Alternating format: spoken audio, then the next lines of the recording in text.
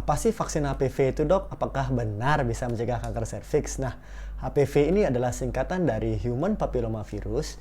Jadi vaksin HPV ini untuk mencegah terjadinya kanker serviks. Jadi, apa sih hubungannya virus HPV ini dengan kanker serviks?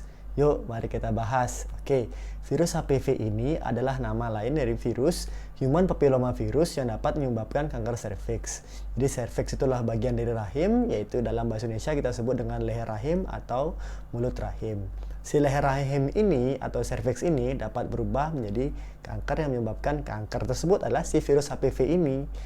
Cara penularannya adalah melalui kontak langsung. Jadi, gimana caranya si serviks ini dapat mengalami kontak langsung dengan benda asing, yaitu salah satunya dengan cara berhubungan seksual. Jadi, pada saat terjadi penetrasi, nah disitulah dapat terjadi kontak langsung antar organ kelamin pria dan wanita. Jadi, memang betul kemungkinan si virus HPV ini juga terdapat di alat kelamin dari pria. Jadi, itu adalah salah satu cara penularan. Cara penularan lain juga ada bisa terjadi, tapi mayoritas secara umum kasusnya ini paling sering ditularkan melalui hubungan seksual. Jadi antara orang yang satu ke orang yang lain, bisa jadi seorang ini membawa si virus tapi dia dapat menularkan ke orang lain. Ya akhirnya si orang itu karena ada paparan berulang bisa menjadi kanker serviks di kemudian hari.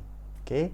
Jadi perjalanan penyakitnya sendiri itu bukan berarti instan ya, bukan berarti habis berhubungan kemarin malam terus besoknya langsung menjadi kanker serviks ya, bukan seperti itu. Jadi membutuhkan waktu sampai belasan tahun. Ada penelitian ya bahkan bisa mengatakan sampai 15 tahun baru menjadi kanker serviks. Karena itulah ada rentang waktu nih yang bisa kita manfaatkan sebetulnya untuk menterapi atau mengambil tindakan sebelum terjadinya kanker serviks, jauh sebelum orang itu dapat terpapar dari virus. Nah, itulah perannya si vaksinasi, sehingga vaksinasi itu berperan untuk mencegah atau menimbulkan kekebalan atau imunitas terhadap si virus ini.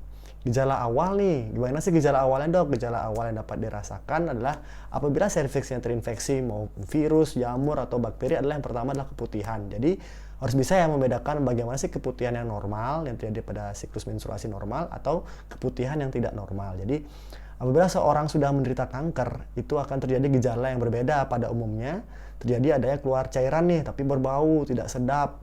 Nah, itu sebaiknya sudah harus diperiksakan ke dokter sejak merasa ada keputihan yang tidak normal, supaya bisa diperiksa lebih lanjut. Nah, jadi ayo kita mulai dari sekarang tingkatkan kesadaran atau merawat diri dan untuk berperilaku pola hidup yang lebih sehat.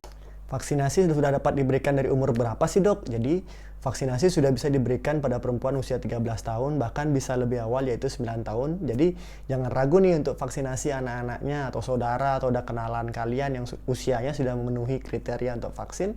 Ingat, vaksinasi inilah untuk mencegah, jadi bukan untuk mengobati, karena mencegah jauh lebih baik daripada mengobati. Oke?